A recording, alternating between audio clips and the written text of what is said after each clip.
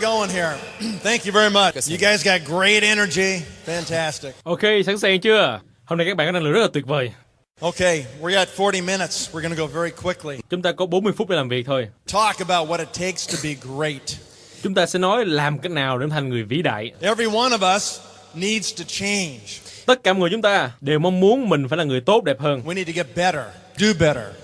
Mình là người muốn mình chuyên nghiệp hơn trong việc kinh doanh này. Become more proficient at the business. That requires us to constantly look for ways to improve. Và nó đòi hỏi chúng ta phải thay đổi bản thân mình. Ways to be more efficient. Cái cách thức để phải nghiêm túc hơn. Ways to get more done in the same amount of time. Chúng ta phải làm việc hoàn tất công việc nhiều hơn. In the beginning, this is essential because your business depends on you and you alone in the very beginning. Và thêm đầu cái việc rất là quan trọng, bởi vì công việc kinh doanh của bạn nó phụ thuộc vào cá nhân và chỉ đơn thuần một mình bạn thôi vào thời gian đầu tiên. Let's go through the slides here so you can see. Chúng ta thông qua cái slide này để thấy một vài điều luôn. This is a next slide. Fortune magazine about 2 years ago on this issue right here. They talked about, had inside of there, you can see right on the bottom, a report on greatness. Tạp chí Fortune khoảng chừng 2 năm trước, và họ nói về một cái bài báo cáo về cái sự vĩ đại. And in this report they talked about what it takes to be great. Và trong cái đoạn này họ nói làm cách thức nào để thành người vĩ đại. When you look at this research was conducted in Great Britain, all throughout the United States. Và phải nói bạn luôn là cái nghiên cứu này nó được tạo ra, nó được tổ chức bên Mỹ. They looked at all the different factors of the people that become great. Họ nhìn vào tất cả những yếu tố những người mà họ là những người vĩ đại. A lot of us we look at Tiger Woods or we look at Warren Buffett. Rất là nhiều người chúng ta nhìn vào những người nổi tiếng như là Tiger Woods hay là Warren Buffett. Who are the best in the world at golf and at investing respectively. Đó là hai người chơi golf giỏi nhất và người đầu tư giỏi nhất trên thế giới. And you say to yourself, I'll bet that Tiger Woods was born with all the natural talent to be a great golfer. Và bạn nói luôn là cá với bạn luôn, Tiger Woods sinh ra là có cái tài năng thiên bẩm về chơi golf rồi. Or I bet Warren Buffett was born with the intelligence naturally to become a great investor. Hay là cá với bạn luôn, Warren Buffett khi sinh ra đã có trí thông minh gọi là khủng khiếp rồi để họ thành công như vậy. Well, let's talk about what the ingredients for success are. Chúng ta nói về cái yếu tố gì để thành công. Because you're going to see it's a lot different than you think it is. Bạn sẽ thấy được cái sự khác biệt rất nhiều so với gì bạn nghĩ. You have to have passion. Bạn phải có được cái niềm đam mê. You gotta love what you do. Bạn phải yêu cái việc bạn làm. You gotta want to do it every day. Bạn phải muốn làm công việc này mỗi ngày. You gotta have absolute burning desire deep down inside. Và bạn phải có niềm đam mê cháy bỏng trong công việc của mình. You got to want to change, to want to be successful worse than anything. Bạn phải mong muốn thay đổi, bạn phải mong muốn thành công và mong muốn nhiều hơn tất cả những thứ khác. And then you have to learn how to focus. Và sau đó bạn phải học cách tập trung. You got to be able to laser in on that objective and drill it. Và bạn phải biết cái cách nhìn vào cái trở ngại của mình, tập trung cao độ và đi xuyên qua nó. You have to understand goal setting. You've got to write them down. You got to have those goals in front of your eyes. Bạn phải hiểu được là mục đích là gì, mục tiêu là gì, bạn phải viết nó ra. Lúc nào bạn có mục tiêu trước mắt mình hết. Okay? And the last thing you got to do Và điều cuối cùng bạn cần phải làm is work. đó chính là làm việc. And you got to work hard. Và phải làm việc siêng năng. If anybody told you when you came into this business, oh, it'll be easy. Nếu như người nào nói với bạn khi bạn làm công việc này nó là dễ lắm, They were lying to you. là họ đang nói láo với bạn. You are going to have to work, and you're going to have to work hard, and you're going to have to work hard for several years, and maybe many years. Và bạn phải làm việc, bạn làm việc chăm chỉ và làm việc siêng năng liên tục, kiên trì nhiều năm. You know, people, they come to my meetings and they listen to me, and I guess half of them go away depressed. Và bạn có biết rằng là rất là nhiều người đến đây nghe tôi nói và tôi phải để cho họ đi.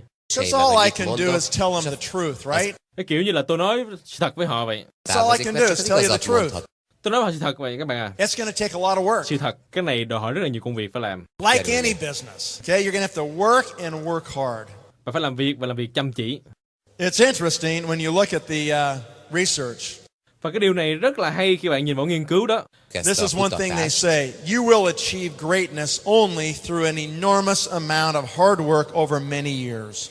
Người ta nói rằng là bạn sẽ đạt được cái sự vĩ đại thông qua một lượng lớn công việc, làm việc liên tục trong một khoảng thời gian dài và nhiều năm. And not just any hard work, but work of a particular type that is demanding and sometimes painful.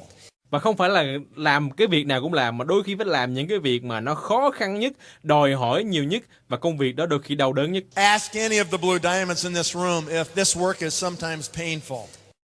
Hỏi tất cả những người Blue Diamond phòng này xem là liệu công việc họ làm đôi khi có đau đớn hay không. And they will tell you there are times when it's extremely painful. Họ sẽ nói với bạn thế này, có những thời điểm thật sự đau đớn. I remember going to Russia 2 months before the opening of Russia. Tôi nhớ là đến vào Nga 2 năm trước khi Nga khai trương. Got on an airplane in Beijing, China. Và tôi đi một chuyến máy bay từ bên Bắc Kinh, Trung Quốc. I had finished a weekend seminar there. Sau khi mà nói chuyện ở bên Bắc Kinh xong, I flew all night to Russia. tôi bay nguyên một đêm qua Nga. I got sick on the airplane. Và tôi bị bệnh ở trên máy bay đó. I was curled up in the fetal position for about 7 hours. Và phải nói là tôi bị sốt 7 tiếng đồng hồ. I'm up there in first class. I'm throwing up. I'm curled up. I'm freezing. Và khi mà đến cái buổi nói chuyện đó thì tôi bị nôn và tôi bị cảm lạnh và người tôi cứng đơ luôn. And I get to Russia and it's 40 below. Và khi mà tôi đến Nga thì cái nhiệt độ nó là âm 40 độ. That was painful, I promise you. Đó là rất đau đớn. So there's going to be days when you just don't know how you're going to keep going. Và có sẽ những ngày bạn nghĩ rằng là không có biết làm cái nào mình có thể vượt qua ngày này. There's going to be days when you want to quit. Có những ngày bạn nghĩ rằng mình muốn bỏ cuộc luôn. There's going to be days when you think, what am I doing? Có những ngày bạn suy nghĩ là trời ơi tôi làm cái gì vậy trời. Those are all normal reactions, normal emotions. Đó là những cái phản ứng bình thường. So here's the good news. Và tin tốt là thế này. Your lack of natural talent is irrelevant. Cái việc mà thiếu đi về cái tài năng thiên bẩm thì ai cũng như ai. Talent has little or nothing to do with greatness. Cái tài năng thiên bẩm nó hoàn toàn không có liên quan dính dáng gì đến sự vĩ đại hết. You can make yourself into any number of things and you can even make yourself great. Bạn có thể khiến bản thân bạn vĩ đại trong bất kỳ lĩnh vực nào. Bạn có thể biến cá nhân của mình thành một người thật sự vĩ đại. And that's really good news. Và đó chính là cái tin tốt. Here's what talent is not. Tài năng không có nằm trong đây. Talent is not intelligence. Tài năng không phải là sự thông minh. It's not motivation. Nó không phải là sự động viên. And it's not a personality trait. Nó cũng không phải là tính cách. Okay? Natural talent is the ability to do a specific task really well, but natural talent alone never guarantees success. Tài năng thiên bẩm là cho bạn một cái yếu tố để bạn thành công, bạn hoàn tất công việc trong một thời gian nào đó, nhưng tài năng thiên bẩm không giúp cho bạn thành công được. The world is full of thousands of people that have tons of natural ability, but they're not a success, they're broke.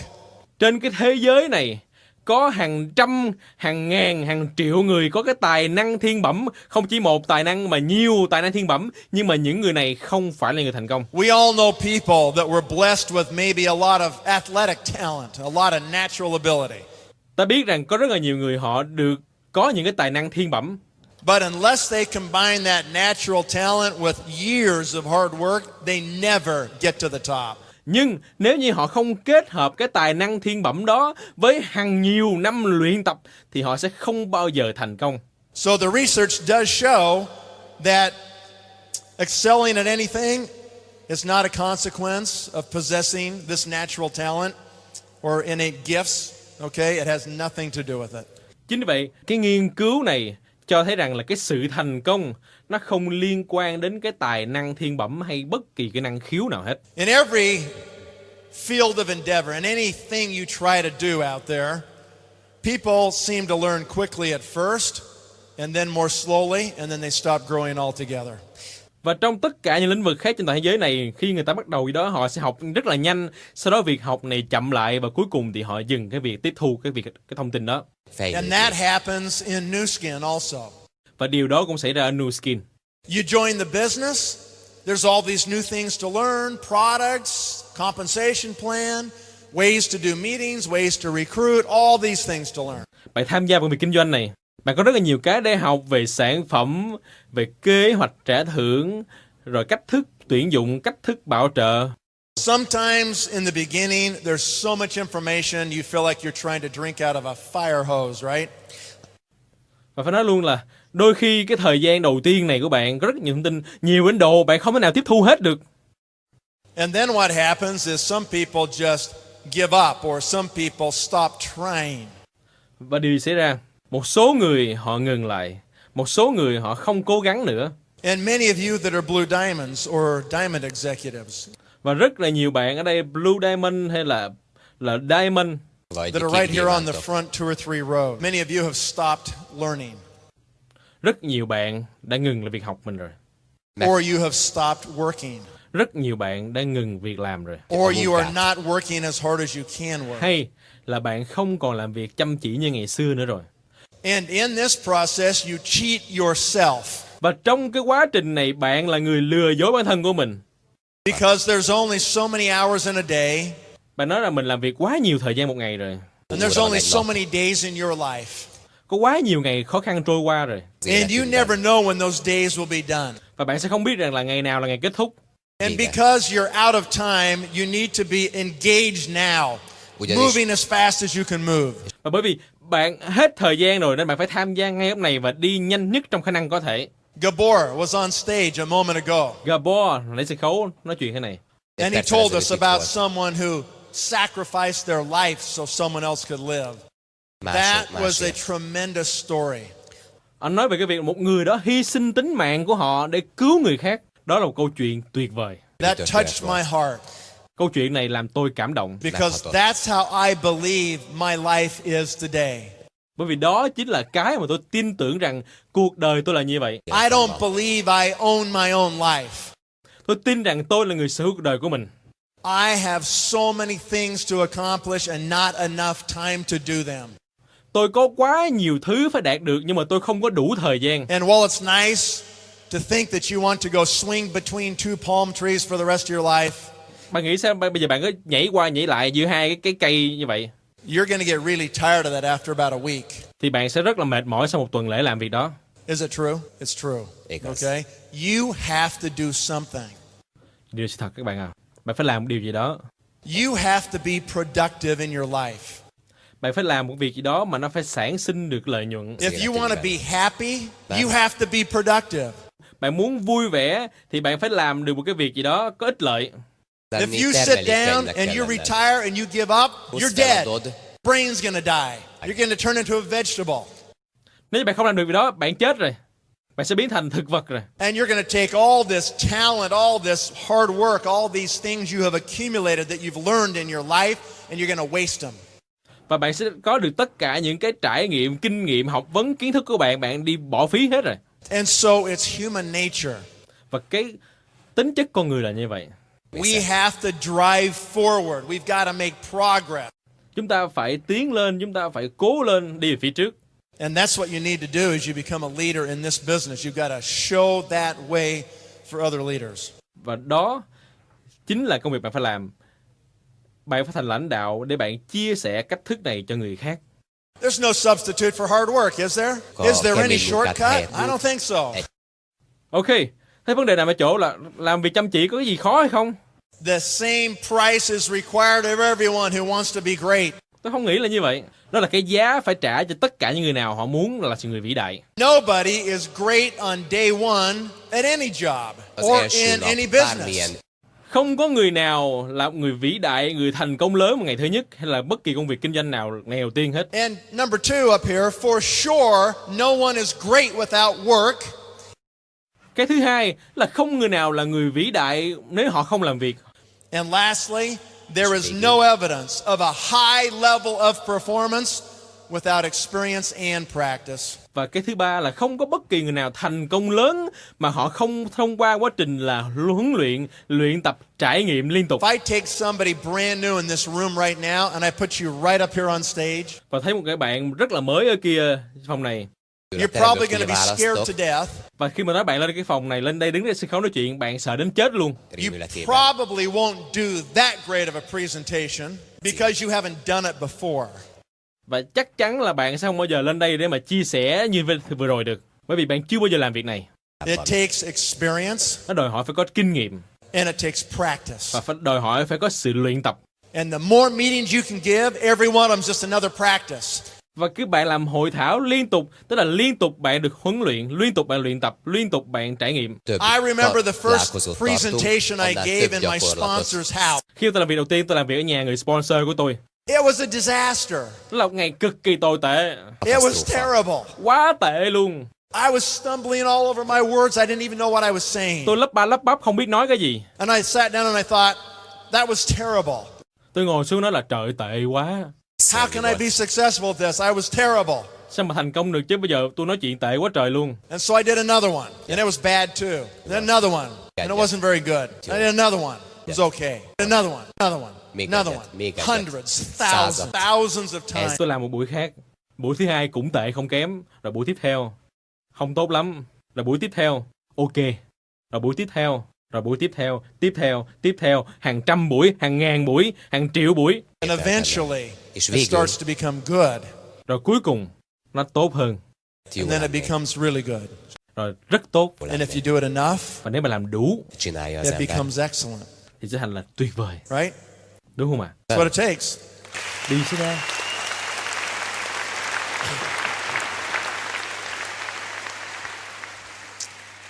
There's something called the 10-year rule. Có một cái luật người ta gọi là luật 10 năm. This is part of the research. Đây là một trong những cái yếu tố mà họ nghiên cứu. It's overwhelming that most people need about 10 years of hard work before becoming world class in their field. Cái này nghe có vẻ hơi mệt mỏi. Một người cần phải tốn 10 năm nếu họ muốn thành công và đạt đẳng cấp thế giới như thế nào. Ở một cái gì đó nhất định. 10 years. 10 năm. In my case, trong trường hợp của tôi, I tried to compress those 10 years into about 5. Tôi muốn nén cái thời gian 10 năm nó chỉ còn 5 năm thôi. Now, in this business, you can go a little bit faster than in the normal part of life. Và trong việc kinh doanh này, bạn hãy đi nhanh hơn trong công việc kinh doanh khác ở ngoài đời. This business of Nu Skin, some people call it the accelerated game of life. Cái công việc kinh doanh Nu Skin này, người ta gọi rằng là cái cuộc kinh doanh để tăng tốc cuộc đời của mình. Yeah, you can compress a whole life of success into 5 or 6 Bạn có thể years. nén cái thời gian thành công của bạn chỉ còn 5 đến 6 năm. And you can be completely financially secure at that point. Và thời điểm đó là bạn hoàn toàn tự do về tài chính, bạn hoàn toàn vững chắc về tài chính. And you can turn your attention to more important things, the really important thing. Và bạn có thể tập trung trí não của mình vào việc khác và điều gì đó quan trọng. Lifting other people, helping other people. Đó chính là giúp đỡ những người khác, nâng đỡ những người khác. Teaching other people how to be successful. Dạy được những người khác để họ thành công. Teaching other people to fish for themselves. Those are the things that are important. Dạy họ cái cách họ phải tự đi câu, tự đi kiếm ăn. Điều đó mới chính là điều quan trọng, khiến người ta tốt đẹp hơn. Lifting humanity. Making the world a better place. Once you're financially secure, you don't have to worry about those things anymore and you can work on the higher things. Khi bạn có được cái tự do tài chính rồi, bạn có được vững chắc tài chính rồi, thì cái đó bạn không phải lo lắng gì hết. Bạn hoàn toàn bỏ thời gian ra làm cái việc khác được. Okay? Let's go to those slides. All right. The 10-year rule represents a rough estimate. Đúng không ạ? Ok. Luật 10 năm đại diện cho tất cả những thành công. And is a minimum, not an average amount of time. Và đó chính là cái thời gian tối thiểu, không phải thời gian trung bình nữa các bạn ạ. In many fields like music and art and literature, có rất là nhiều tác phẩm phim ảnh, văn học, điện ảnh. The top performers need 20 or even 30 years to be the very best. Thì những người mà trình diễn, những người diễn viên đó, họ đòi hỏi cái thời gian của họ, kinh nghiệm của họ 10 năm, 20 năm. Now, a lot of people work hard. Và bây giờ có rất là nhiều người họ làm việc chăm chỉ, siêng năng. A lot of people would say they worked hard their whole life. Họ nói rằng cả đời tôi siêng năng rồi. But they never achieved greatness. Nhưng họ không đạt được sự vĩ đại. For 2 reasons. 2 lý do. Number 1, lý do thứ nhất, they were in the wrong vehicle. Họ đang ở trên cái phương tiện không đúng. Their vehicle, their chosen line of work did not even contain the elements necessary to let them be successful. Cái phương tiện họ lựa chọn để kiếm tiền không có đủ yếu tố, không hội đủ yếu tố để khiến họ thành công và tự do về tài chính. And number 2, they did not engage in deliberate practice. What is deliberate practice? Và điều thứ hai là họ không có làm việc có chủ ý. Thế thực hành có chủ ý nghĩa là sao? Okay, let's look at Warren Buffett. Warren Buffett's the richest man in the world today, I believe. Chúng ta hãy nhìn vào Warren Buffett chẳng hạn. Warren Buffett là người giàu nhất trên thế giới ngày hôm nay. Okay, He Bởi vì was là not born with a natural ability to allocate capital. Anh không phải là cái người được sinh ra mà có tài năng thiên bẩm về việc quản lý tài chính. He spends more time in thought and in study, reading financial statements. He does his homework more than other people. Ông bỏ thời gian ra nghiên cứu, học hỏi và làm việc nghiên cứu về tài chính nhiều hơn tất cả những người khác. And he's been hard at work for 40 years. 40 years he started Berkshire Hathaway. Và ông làm việc chăm chỉ 40 năm trong cuộc đời của mình. 40 năm. Okay? Takes time. Bobby Fischer Bobby Fischer became a Grand Master at age 16. trở thành cái kiện tướng cờ vua năm 16 tuổi. He started chess at 7. Anh bắt đầu chơi cờ lúc 7 tuổi. He had 9 years of intensive study before he became one of the youngest Grand Masters. Có 9 năm để nghiên cứu, luyện tập để trở thành người kiện tướng cờ vua giỏi nhất thế giới. Okay? Tiger Woods. Tiger Woods. You think that practice is just hitting a bucket of balls?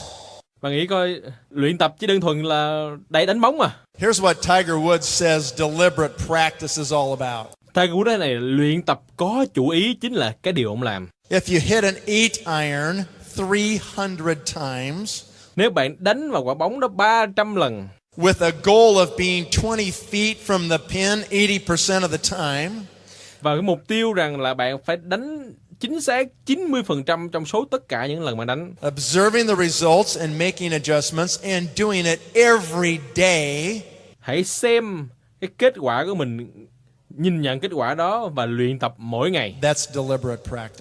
Đó mới chính là luyện tập có chủ ý. That's practicing with a Yes. goal in mind. Đó chính là luyện tập mà có cái mục đích trong đầu của mình. Not just working hard with no goal, Chứ không phải là làm việc chăm chỉ mà không mục tiêu gì hết. not just working hard and not being focused on getting better. Chứ không phải là làm việc chăm chỉ siêng năng mà không mong muốn mình tiến bộ hơn, phát triển hơn. On the screen is one of the greatest network marketers I know. Trên cái màn hình này là một trong những người làm kinh doanh theo mạng giỏi nhất tôi từng biết. And we need to get him over here so you guys can have him as a guest at one of your Success Olympics. Một ngày đó sẽ mời anh ở đây để ảnh là người nói chuyện với bạn trong sự kiện thành công của bạn. And his name is Lon Wardrop. Okay? So here's what Lon would tell you. Back to the slide. Lon would say, making 3 new contacts per week is not deliberate practice. Và nói với bạn thế này, đó nói là một tuần lễ mà gặp 3 người khách hàng của mình thì đó không phải là luyện tập có chủ ý. Making 10 new contacts every day, Có 10 người mỗi ngày observing how they react to your approach, và hãy nhận xét xem là cái phản ứng của họ với cách tiếp cận của bạn như thế nào. refining your approach, Luyện tập lại, làm mới lại cách tiếp cận của mình and observing the result, và thay đổi cách tiếp cận đó. and doing it for hours every day Và làm cái việc này hàng giờ mỗi ngày. is deliberate practice. Đó mới chính là luyện tập có chủ ý. That's what it's going to take, you guys. Và nó sẽ tốn bạn cái gì? Now, Lon decided to continue working at New Skin here 2 months ago. Longman. Lon decided to begin working at his New Skin business 2 months ago for the second time. Khi mà tôi quyết định làm việc với Nu Skin, khi mà Lon quyết định làm việc Nu Skin 2 tháng trước, Many of you know that I sponsored Lon 5 years ago. bạn biết rồi đó, tôi bảo trợ Lon 5 năm trước rồi. And in his first 91 days, he made $104,000. Và trong 91 ngày đầu tiên của ảnh kiếm được 104 đô. And then his eighth month check, month number 8, his check went over $100,000. Rồi sau đó, và cái đến thu nhập tháng 8, anh lại có 100 đô nữa. And Lon worked for about 3 years, and then his wife had some serious health problems, and he's not been working for the last 2 years.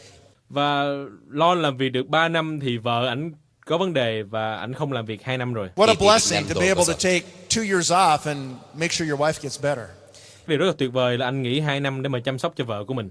You can't do that with most jobs. They don't let you take 2 years off and pay you while you make sure your wife gets better. Và không có công việc nào mà cho bạn cái việc là bạn phải nghỉ 2 năm đi, người ta vẫn trả tiền cho bạn hàng tháng để bạn hãy nuôi vợ mình. Lon's oldest daughter graduated from college last year, just about 5 months ago.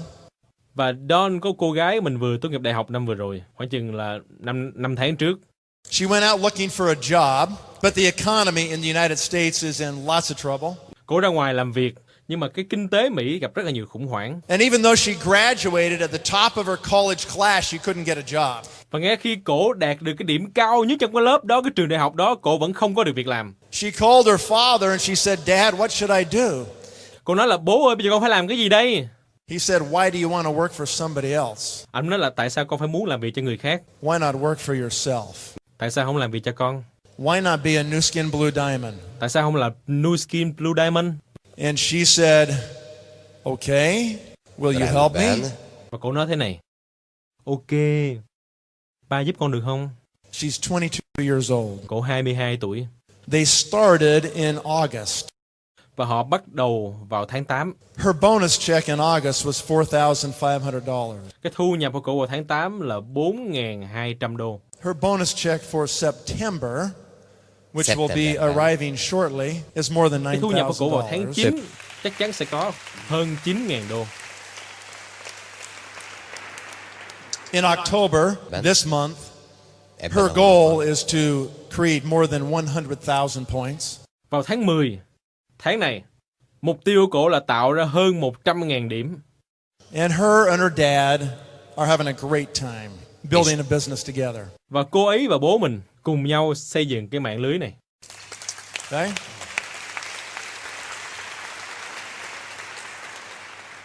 Well, you got to be consistent, right? Và bạn cần phải nghiêm túc và phải kiên trì, đúng không?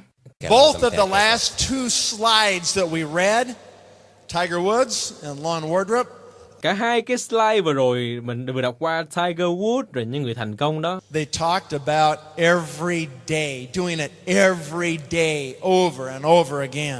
Họ nói về việc là làm việc mỗi ngày kiên trì liên tục đều đặn và phải làm công việc gì giỏi nhất, mình phải làm việc gì đó tốt nhất. Elite performers, the people that are the greatest at what they do, they practice the same amount of time every day, even on weekends. Bởi là những người mà họ luyện tập cùng thời điểm, cùng thời gian mỗi ngày liên tục đều đặn như vậy. Winston Churchill, one of the greatest speakers ever known, practiced his speeches for days and for hours before he'd give them. Winston Churchill, một những người mà nói chuyện giỏi nhất tôi từng biết, và ông luyện tập nói chuyện mỗi ngày đều đặn liên tục như vậy trước khi ông nói chuyện giỏi như vậy. Vladimir Horowitz, one of the greatest pianists in the world, he said, Một trong người đàn piano giỏi nhất thế giới, ông nói thế này: "If I don't practice for a day, I know it. Nếu như tôi không luyện tập một ngày thôi thì tôi biết. If I don't practice for 2 days, my wife knows it. Và nếu tôi không luyện tập 2 ngày, vợ tôi biết. If I don't practice for 3 days in a row, the whole world knows it." Nếu tôi không luyện tập liên tục 3 ngày thì nguyên cả thế giới đều biết. Any of you that have played a musical instrument at a really high level, Nếu như người bạn nào đang chơi một môn dụng cụ âm nhạc ở đó mà chơi cao, chơi chuyên nghiệp, you know that in a day or two, you can lose your edge. bạn biết rằng là đến ngày thứ 2 bạn không luyện tập là bạn bắt đầu lóng ngóng rồi. In Nu Skin, Ở Nu Skin, if I don't give presentations every day, nếu như tôi không thuyết trình mỗi ngày I lose my edge. thì tôi sẽ mất đi kỹ năng của mình. When I'm giving presentations 2, 3, 4, 5, 6 times a day, Khi tôi làm thuyết trình 2, 3, 4, 5, 6 lần một ngày I've got all the key phrases right on the tip of my tongue. thì tất cả những cái chìa khóa, những cái từ ngữ đang nằm đầu lưỡi của tôi đó. When someone gives me a question or an objection, Và khi người đó cho tôi một cái câu hỏi về cái gì đó, I got the answers right on the tip of my tongue. I can just fire right back and just rip their head off right there. thì ngay lập tức cái câu trả lời nằm trên đầu lưỡi của tôi rồi. Và người nào đặt câu hỏi ngớ ngẩn, tôi chỉ trả lời là họ như thỏa mãn luôn. When I have the answers on the tip of my tongue, I am deadly. I am lethal. No one can get away from me. Bởi vì câu trả lời đang nằm ngay trên lưỡi của tôi rồi. Mà nếu tôi không có thì coi như là tôi te tua. Không có người nào hay thoát được tôi. Okay? Randa. So think about that. Think about being on your game. Hãy nghĩ về điều này. Hãy chơi cuộc chơi này bằng chính sức của mình. How about Michael Jordan? Bây giờ nói về Michael Jordan. He practiced intensely beyond the already punishing team practices. Và anh luyện tập nhiều đến mức mà người ta tưởng đâu anh là bị phạt vậy đó. Some people think he was the greatest basketball player to ever live. Nhiều người nghĩ rằng ảnh là cầu thủ bóng rổ giỏi nhất mà từng sống trên cõi đời này. And if he was such a natural athlete, Và nếu bây giờ mình tìm hiểu cái người nào là vận động viên mà có tài năng thiên bẩm, why didn't he make his high school basketball team? thế tại sao ảnh không phải tham gia vào khi mà ảnh là vận động viên thời kỳ trung học đi? You know, most people that don't make their high school team usually quit. They give up. Koszárlabda. Và bạn có biết rằng là những người cầu thủ ít khi nào mà họ bỏ cái đội bóng của họ khi là ở trung học lắm. Nhưng một số người rất là vĩ Some đại, họ people không bao giờ bỏ cuộc. are great and they never give up.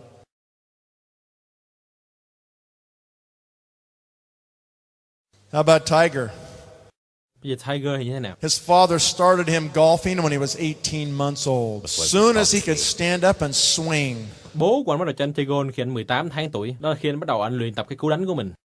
And he became the youngest person to win the US Amateur Championship at age 18. Và ảnh là cái người mà chiến thắng cái giải đấu nghiệp dư trẻ tuổi nhất Hoa Kỳ vào tuổi thứ 18. By then, he had been practicing consistently for 15 years. Và đó thời điểm mà anh đã luyện tập nghiêm túc 15 năm. You know, we cannot look at anybody on television who's the top at anything and say, oh, it was easy. Oh, they were natural. Oh, they just were lucky. They were able to do that.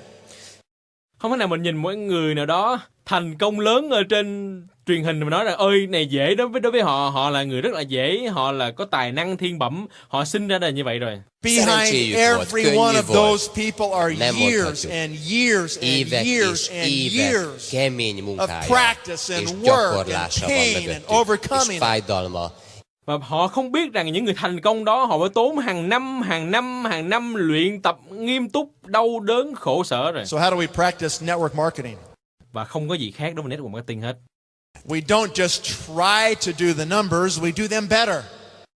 Chúng ta không cố gắng hết sức làm giống con số đó, chúng ta phải làm tốt hơn. We improve our percentages. Chúng ta phải thay đổi và phát triển cái phần trăm của mình. We become master Chúng recruiters. ta phải trở thành là chuyên gia bảo trợ. Végezni promise you. autoborzást.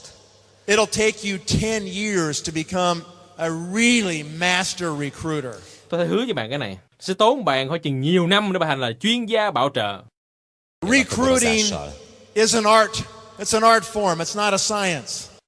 Tuyển dụng là một cái nghệ thuật, nó phải là một công And việc. you can practice and you can get better and better and better.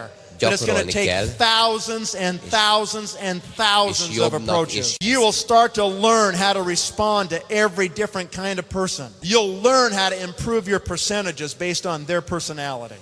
Nếu bạn luyện tập rồi tốt hơn thì khi bạn qua những cái lần tiếp cận hàng ngàn lần tiếp cận của mình thì bạn có thể học được cái cách để mình làm việc, mình tiếp xúc, mình nói chuyện với những người khác như thế nào.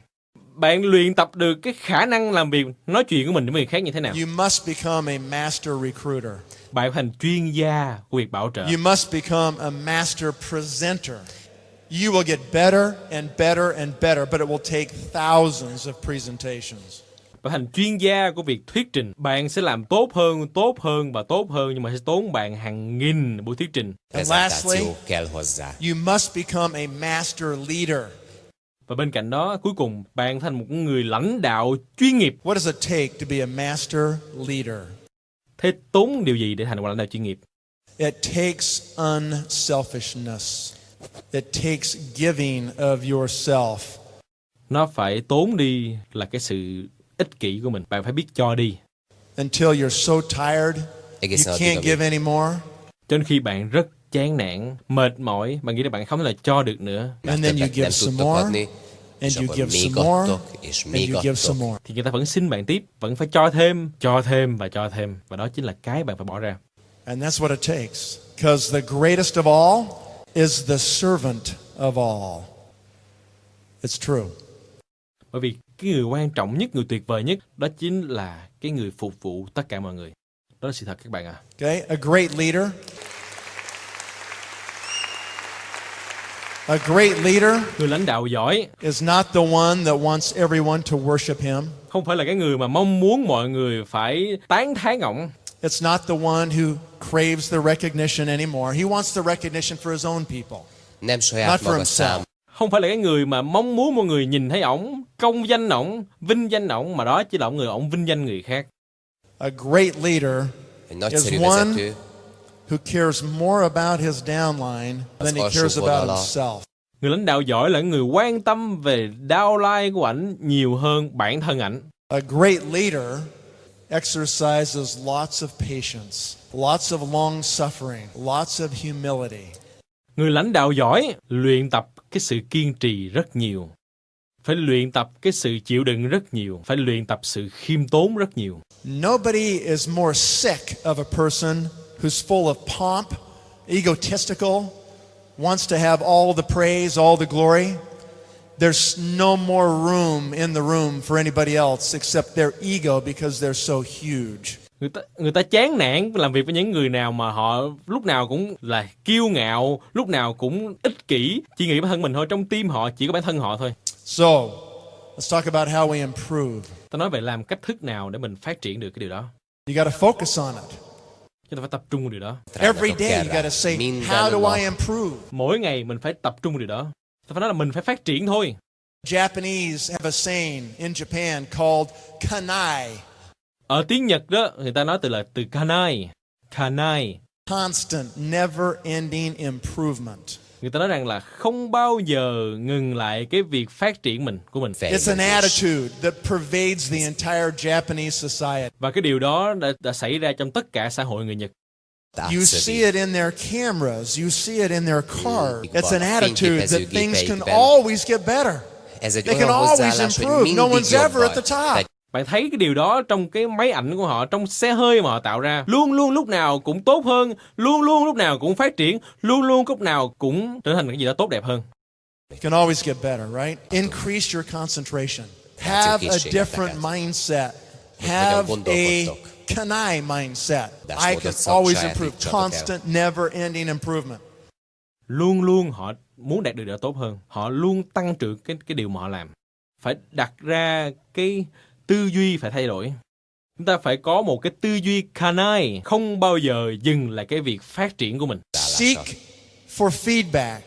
Ask yourself or others, how can I be more convincing? How could I have done a better presentation? What else could I have said to that person who I was not successful in recruiting? Ask those questions. Và lúc nào chúng ta cũng phải xem là người ta hồi âm như thế nào. Và hãy hỏi người khác, hỏi bản thân mình làm cách nào tôi có thể thuyết phục người khác được, làm cách nào tôi có thể cho thấy được buổi thuyết trình tôi tốt hơn như thế nào. Bây giờ tôi phải nói với người đó như thế nào, cái người đó là người tôi tuyển dụng họ không thành công đó, tôi phải nói gì với họ đây? Hãy hỏi những câu hỏi này.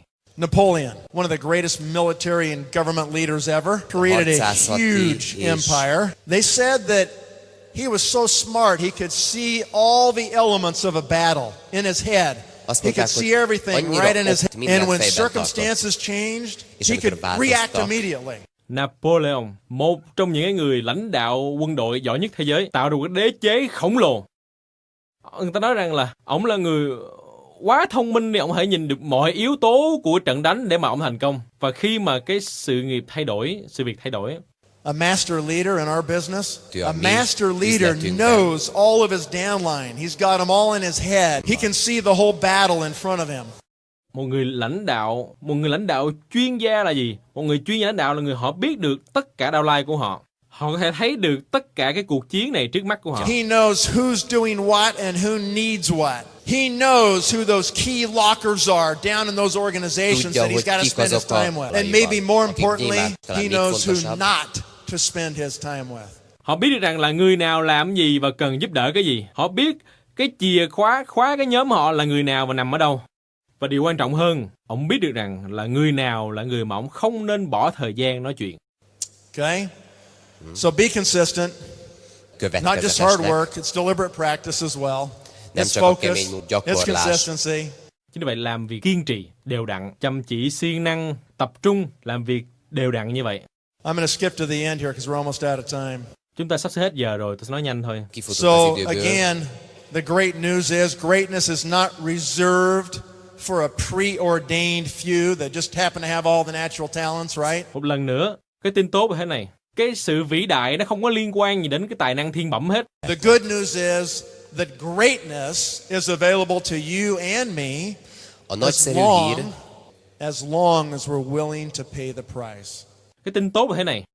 Cái sự vĩ đại nó có mặt ở tất cả mọi người, nó sẵn sàng cho tất cả mọi người, cho cả bạn và cho cả tôi, miễn là bạn sẵn sàng trả giá cho nó. As long as we're willing to take the journey.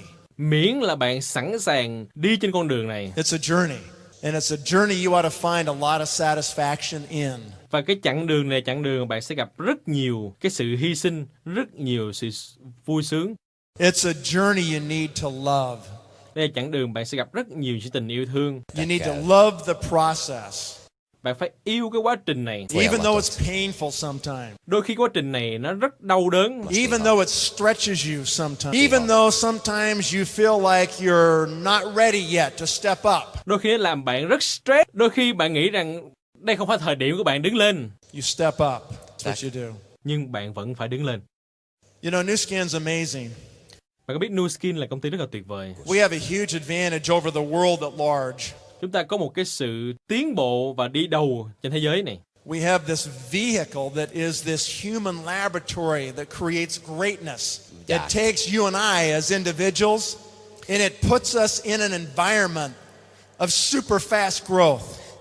Và nó giúp cho tôi và bạn có một cái môi trường mà phát triển siêu nhanh để giúp các bạn thành công.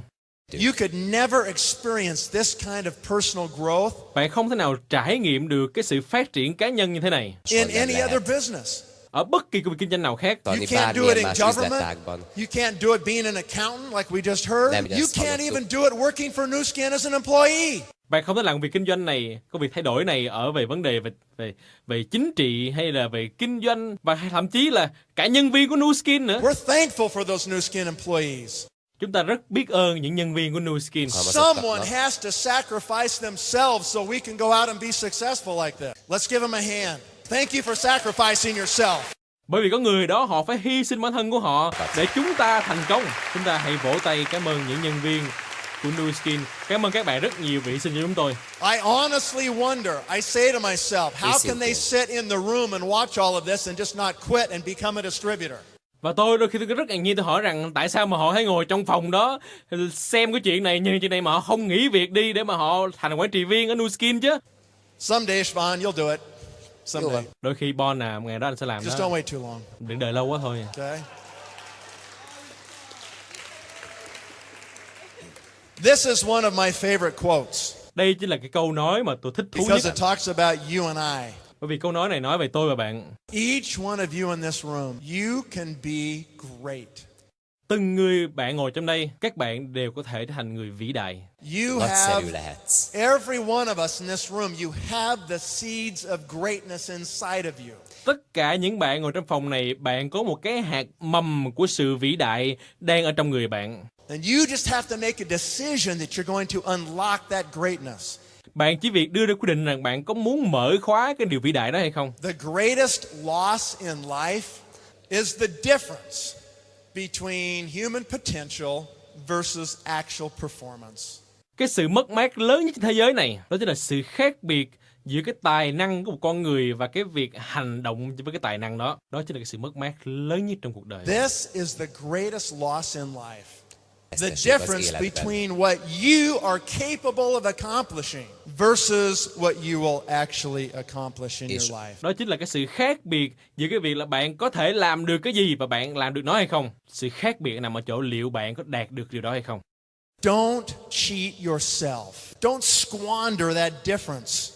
Đừng có lừa dối bản thân của mình. Đừng có làm cái sự khác biệt xảy ra. You gotta get up every day and you gotta want it. You gotta go for it. You gotta want to focus, improve, to be consistent, to work hard. Bạn phải thức dậy mỗi ngày, tập trung cao độ làm việc, mong muốn thay đổi bản thân mình, tập trung cao độ làm việc và kiên trì mỗi ngày. And through that process, you'll become great. Và thông qua quá trình này, bạn sẽ là người vĩ đại. And in your greatness, và trong cái sự vĩ đại của bạn, you will raise other people to greatness.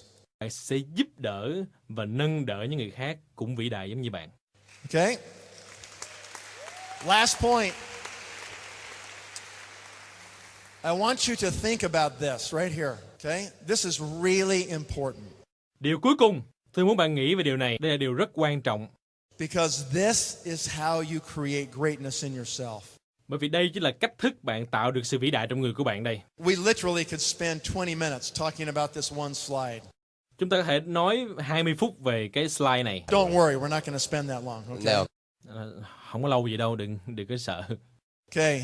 This is how life happens to you. Đây chính là cách thức mà cuộc sống nó xảy ra. Number one, watch your thoughts. Điều thứ nhất, hãy suy nghĩ, hãy xem xét những suy nghĩ của mình. They become your words. Cái suy nghĩ của bạn sẽ thành cái lời nói của bạn. If you think something long enough, eventually you will vocalize it, you will speak it. Nếu bạn nghĩ cái điều gì đó nhiều thì một ngày đó bạn sẽ nói cái điều đó ra. Surely nothing comes out of your mouth until you thought it first. Chắc chắn không có điều gì nói ra khỏi miệng của bạn bạn không suy nghĩ về nó. Number two, Điều thứ hai, watch your words. hãy xem xét cái lời nói của bạn. They become your actions.